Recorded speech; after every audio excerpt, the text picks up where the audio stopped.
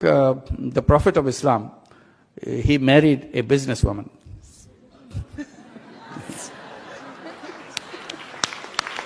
No, not only he married a businesswoman, first he worked under her.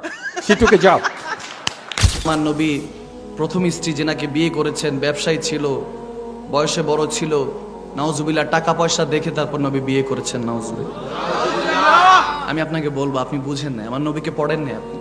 আপনাকে ছোট করবো না, হয়তো আপনার নলেজ অন্যদিকে অনেক বেটার, অনেক ভালো হতে পারে, কিন্তু আপনি যখন মা খাদিজাতুল কুবরাকে নিয়ে কুটুক্তি করছেন কিংবা হাস্যরস বানাচ্ছেন, হাসির পাত্র বানাচ্ছেন, সুম্মা মাআযাল্লাহ তেনাদের রিলেশনটাকে হাসির জায়গায় চিন্তা করলেন, বুঝা গেল আপনি নবীকে ভালোবাসেন নাই, মা খাদিজাকে ভালোবাসেন নাই।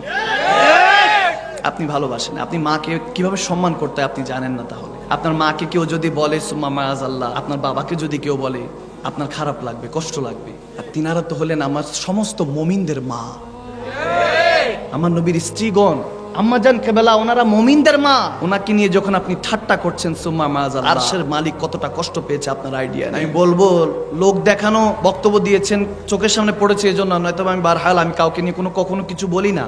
আমি বলবো মনে মনে তওবা করে নেন, দেখবেন আল্লাহ মাফ করে দিয়েছে। আল্লাহ ক্ষমাশীল, আল্লাহ অনেক ক্ষমাশীল। আপনি যেনাকে নিয়ে কথা বলছেন জানেন, তিনি সর্বপ্রথম ইসলামের জন্য স্টেপ নিয়েছেন, কোন পুরুষ ইসলামের জন্য স্টেপ নেন নাই। পেয়ারা নবী যখন কালমার দাওয়াত দিচ্ছিলেন কোন পুরুষ সামনে আসে নাই। আমার নবীকে যখন কাফেররা বিভিন্ন রকম কথা বলছিল, আগে আলামিন বলেছে, বিশ্বাসী বলে ডেকেছে, যখন কালমার দাওয়াত দিয়েছে, এক আল্লাহর দাওয়াত দিয়েছে, কেউ সামনে আসে নাই। মা খাদিজাতুল কুবরা প্রথম মহিলা হয়ে আমার নবীর জন্য সামনে স্টেপ নিয়েছেন, স্ট্যান্ড নিয়েছেন। সুবহানাল্লাহ।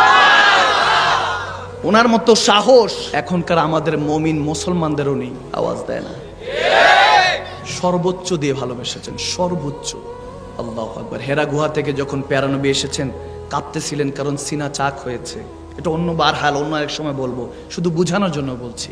কাঁপতেছিলেন, সিনা চাক হয়েছে। আমার নবী সিনা তো এমনি নূর হয়ে থাকতেন, তারপরও এখানে কোরআন রাখা হবে। আসমান বলেছে না না, কোরআন রাখতে পারবো না, পুড়ে যাব, ছাই হয়ে যাব। পৃথিবী বলেছে না, মাপ চাই মাওলা। আসমান, জমিন, সমুদ্র সব মাপ চেয়েছে। লহে মাহফুজ থেকে কোরআনটা আমার নবীর সিনার মধ্যে আল্লাহ নাজিল করেছে। সুবহানাল্লাহ।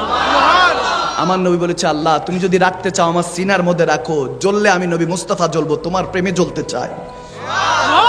তিনি স্যাক্রিফাইস কবুল করে নিয়েছেন, আল্লাহ তেনার সিনাকে কবুল করে নিয়েছেন। আল্লাহু আকবার।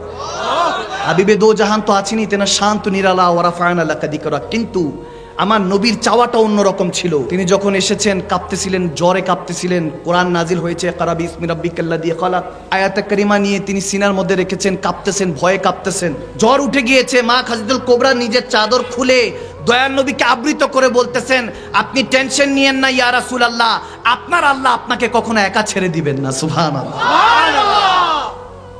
প্রথম মুমিনা, তেনাকে নিয়ে কটূক্তি করলেন। সুবহানাল্লাহ।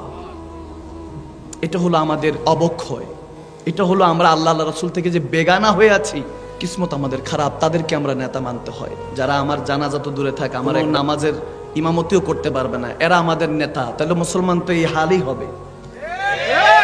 এই ঠান্ডার মধ্যে, কনকনে শীতের মধ্যে, যেই মুয়াজ্জিনটা ওযু করে আযান দিতে চলে যায়, হাইয়া আলাস সালাহ, হাইয়া আলাল ফালাহ, যেই ইমাম সাহেবটা, যেই বৃদ্ধ লোকটা, যেই ঘরের মানুষটা, মুরব্বিটা এলাকার মধ্যে আছে, ঠান্ডা উপেক্ষা করে আল্লাহ সেজদা ভুলে না, আকিমুস সালাত আলা যিকরি, তাদেরকে নেতা বানিয়ে দেখেন, খোদার কসম করে বলতেছি, দেশের মধ্যে নয় নকশা চেঞ্জ হয়ে যাবে। ইনাদেরকে নেতা বানিয়ে দেখেন, ইমামদেরকে, আলেমদেরকে দায়িত্ব দিয়ে দেখেন। ওই আগে যারা ছিল এদেরকে সব জেলে বড়, যা আছে সব পাইকারি জেলে বড়, পাইকারি জেলে বড়। কাউকে আমি, আমার কোনো লেনা দেনাই নেই রাজনীতির সাথে। আমি একটা রাজনীতি করি, আমার আল্লাহ রাসূলের রাজনীতি। মুসলমান মুমিনের একটাই রাজনীতি, কে আসলো কে গেল আমরা জানি। ক্ষণস্থায়ী দুনিয়া, চিরস্থায়ী সুখ তালাশ করে লাভ নাই। তারাও যেই সুলুক করেছে আপনারাও করছেন, তো টিট ফর ট্যাট, আওয়াজ দেয় না। সবাই তো একই তো হলো, যে কদু সেই লাউ হয়ে গেল। তাহলে তো এটাতে তো অবক্ষয় হলো, উন্নতি হলো না। যেহেতু দেশ সংস্কার করতে হবে, তাহলে সর্বপ্রথম আপনাকে ক্ষমা করতে শিখতে হবে।